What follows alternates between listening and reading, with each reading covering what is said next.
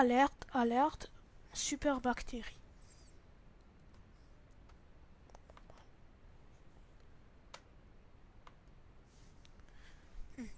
Aujourd'hui, je vais vous parler des super bactéries. Bon, je vais d'abord vous dire c'est quoi des super bactéries, les causes, les dégâts, lutter, il y a plusieurs façons, et des virus sauveurs. Bon, d'abord, c'est quoi des super bactéries? C'est simple. C'est des bactéries qui se sont développées pour résister aux antibiotiques. Notre corps en contient beaucoup, ben tout petit peu, mais ils sont détruits par le système immunitaire. Par contre, si l'un de réussit à s'échapper, il peut devenir une super bactérie qui résiste aux antibiotiques, et si elle est grave, elle peut aller jusqu'à te causer la mort. Les causes. La plupart des causes sont humaines. C'est simple. On consomme d'abord, il faut vous expliquer quelque chose. Les antibiotiques permettent de combattre pas les virus, mais seulement les bactéries. Donc si vous avez un rhume, c'est inutile de prendre des antibiotiques. Ça va faire qu'augmenter vos chances de développer des super bactéries. Et malheureusement, c'est pas tout le monde qui respecte ça. Pour certains, des antibiotiques, c'est simplement des bonbons santé. Mais non, ça n'a jamais été des bonbons santé, car il y a au moins quelque chose en commun avec les deux. C'est que c'est pas bon de trop en manger, et ça c'est vrai.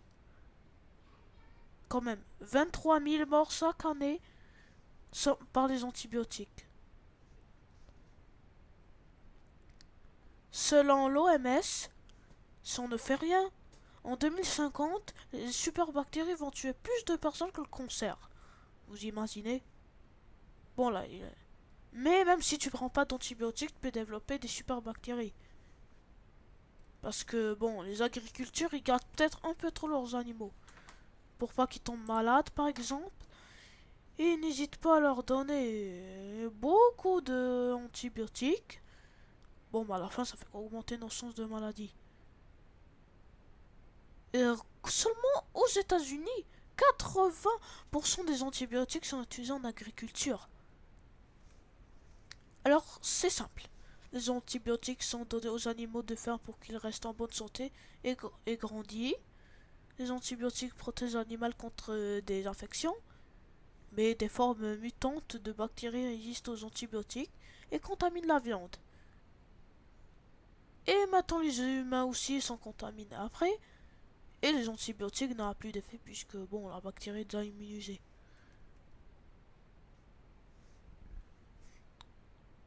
Car quand même, 700 000 personnes par an, dont 25 000 en Europe, meurent d'infection à cause des bactéries résistantes. Donc on devrait peut-être se calmer un petit peu.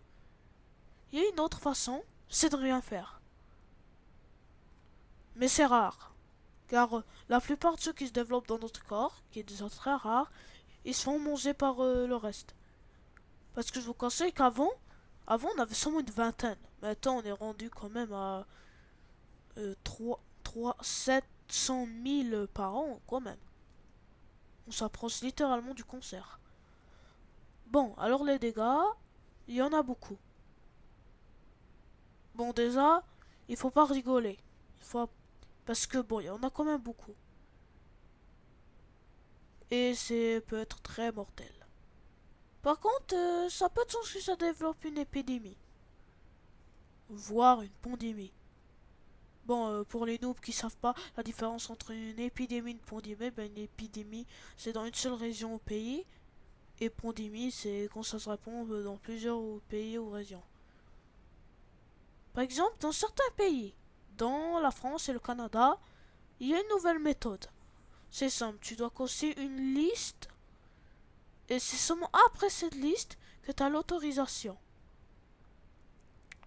Lutter. Vous avez compris, c'est pas avec de bombes atomiques qu'on va lutter.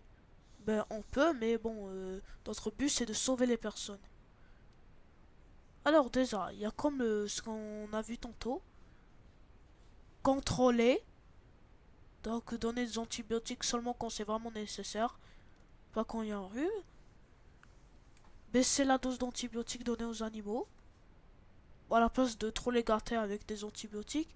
Pourquoi pas les donner des pro des comment ça s'appelle déjà, des pro-toniques ou d'utiliser d'autres médicaments.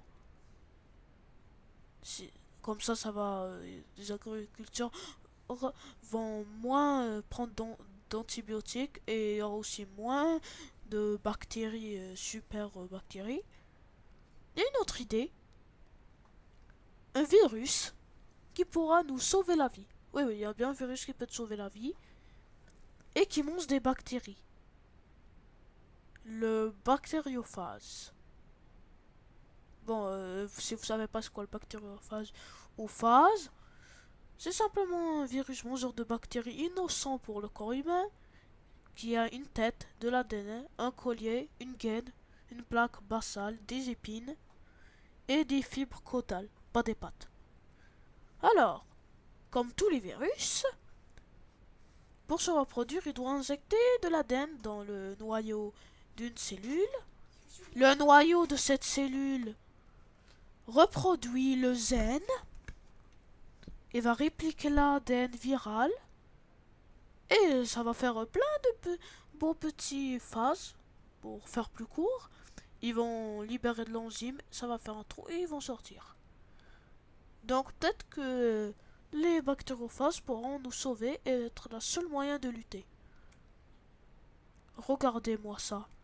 Ces pauvres bactéries, parce que n'oubliez pas que quand une bactérie est attaquée, c'est pas un, mais beaucoup. Et ainsi, une bactérie a peu de chances de mourir. Bon, mais ils sont peu moches, ouais, j'avoue.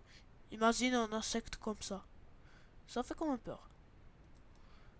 Alors, si le gouvernement accepte, parce qu'il faut d'abord le tester avec les pharmaciens, donc accepte, les antibiotiques, ben, on n'en aura plus besoin, et les bactériophages seront les nouveaux dominants du marché. Alors, j'espère que vous avez aimé cette vidéo. Je sais, elle n'a pas duré longtemps, mais très instructif. Alors, je vous conseille de ne pas prendre trop d'antibiotiques. Parce que si vous voulez pas finir avec les 700 000 personnes qui meurent chaque année de ça, et si vous en faites simplement un rhume ou de la toux, pas besoin d'en prendre. Alors, bye. Et n'oubliez pas de vous abonner et de liker.